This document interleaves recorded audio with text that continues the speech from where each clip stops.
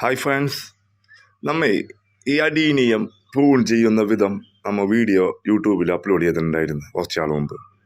അപ്പോൾ ആ പ്രൂൺ ചെയ്ത അഡീനിയത്തിൻ്റെ പൂക്കളുണ്ട് ഈ കാണുന്നത്, അതൊക്കെ നന്നായി പിടിച്ചിട്ടുണ്ട്.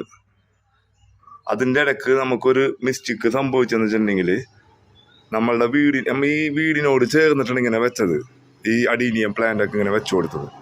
അപ്പോൾ ഇതിൻ്റെ മുകളിൽ ഭാഗത്തുനിന്ന് അവിടെ നിന്ന് ഒരു ഹോളിൽ നിന്ന് ഈ വെള്ളം കറക്റ്റായിട്ട് വന്ന് വീണത് നമ്മളുടെ അഡീനിയത്തിൻ്റെ ചട്ടിയിലേക്കാണ് വീണുകൊണ്ടിരുന്നത്.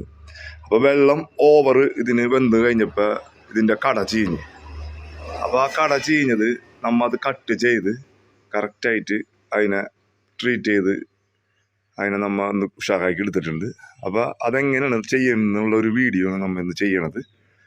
അപ്പോൾ വീഡിയോ എല്ലാവർക്കും ഇഷ്ടപ്പെടുമെന്ന് വിചാരിക്കുന്നത്. നമ്മളെ വീഡിയോ ആദ്യമായിട്ടാണ് കാണുന്നതെങ്കിൽ സപ്പോർട്ട് ചെയ്യാനും സബ്സ്ക്രൈബ് ചെയ്യാനും മറക്കരുത്. വീഡിയോ മുഴുവനായിട്ടും കാണാൻ ശ്രമിക്കണം.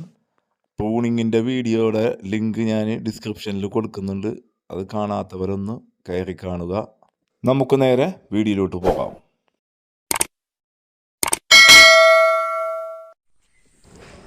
ഇതാണ് നമ്മളെ അഡീനിയത്തിൻ്റെ ആ ചീഞ്ഞ കട കേട്ടോ. കണ്ട, ഇത് നല്ല ചീഞ്ഞിട്ടുണ്ട്, അടിഭാഗം മൊത്തം ഉള്ളിലേക്ക് ഇങ്ങനെ പോയിക്കൊണ്ടിരിക്കുകയാണ്. അപ്പോൾ ഇത് എന്തെങ്കിലും ചെയ്യാൻ നമ്മത് കളയാമെന്നാണ് ആദ്യം വിചാരിച്ചത്. പിന്നെ ആലോചിച്ച് വേണ്ട, ഇതിനെ നമുക്ക് ട്രീറ്റ് ചെയ്ത് കറക്റ്റാക്കി എടുക്കുക എന്ന് വിചാരിച്ചിട്ട് നമ്മൾ അതിൻ്റെ നല്ല ഭാഗം നോക്കിയിട്ട് ഒരു കത്തി എടുത്തിട്ട് നമ്മളൊന്ന് മുറിച്ച് കളഞ്ഞ്. കട്ട് ചെയ്യാൻ ഉപയോഗിക്കുന്ന കട്ടർ സ്റ്റെറിലൈസ് ചെയ്ത കട്ടറായിരിക്കണം കേട്ടോ. അത് മുറിച്ച് മാറ്റിയിട്ടും നമുക്ക് അതിൻ്റെ ഹെൽത്തി ആയിട്ടുള്ള ഭാഗം കിട്ടിയില്ല. പിന്നെയും അതിനെ നോക്കിയപ്പോൾ അത് ഒരു ഹെൽത്തി അല്ല. പിന്നെ നമ്മൾ അതിനെ കുറച്ചും കൂടി കയറ്റി അങ്ങോട്ട് മുറിച്ച് ഹെൽത്തി ആയിട്ടുള്ള ഭാഗം കൊടുത്തിട്ട് അവിടെ നമ്മൾ സാഫ് പുരട്ടി കൊടുത്ത്.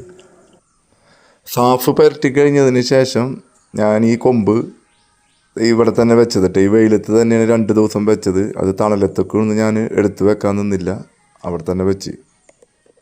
ഈ കാണുന്ന കമ്പാണ് നമ്മൾ നട്ടത്, അത് നന്നായിട്ട് തന്നെ പിടിച്ചിട്ടുണ്ട്.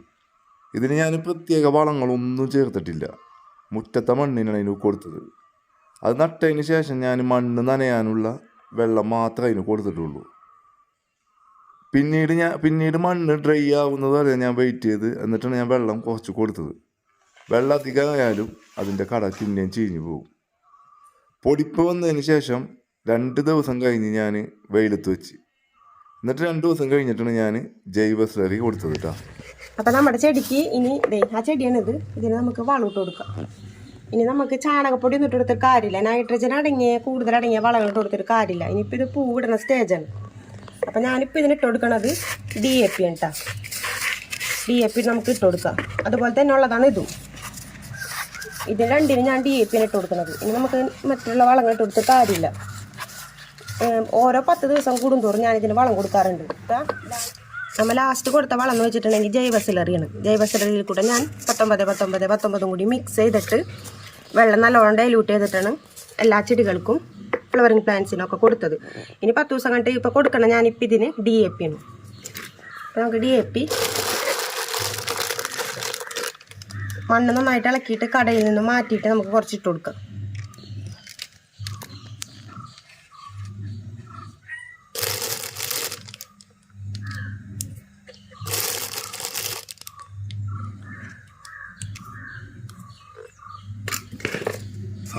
എന്നിട്ട് നമുക്ക് കടക്കലാവണ്ട കേട്ടോ, കടക്കനെ നീക്കിയിട്ട് ഇട്ട് കൊടുക്കണം. എന്നിട്ട് നമുക്കിനി വെള്ളം ഒഴിച്ച് കൊടുക്കാം. അഡീനിയം പോർട്ട് ചെയ്യുന്ന വീഡിയോ ഒക്കെ നമ്മളെ മൊബൈലിൽ ഉണ്ടായിരുന്നതാണ്, പക്ഷെ അത് എന്തോ ഡിലേറ്റ് ആയിപ്പോയി. അപ്പോൾ അതുകൊണ്ടാണ് ആ പോർട്ട് ചെയ്യുന്ന വീഡിയോനകത്ത് ഉൾക്കൊള്ളിക്കാൻ പറ്റാഞ്ഞത്.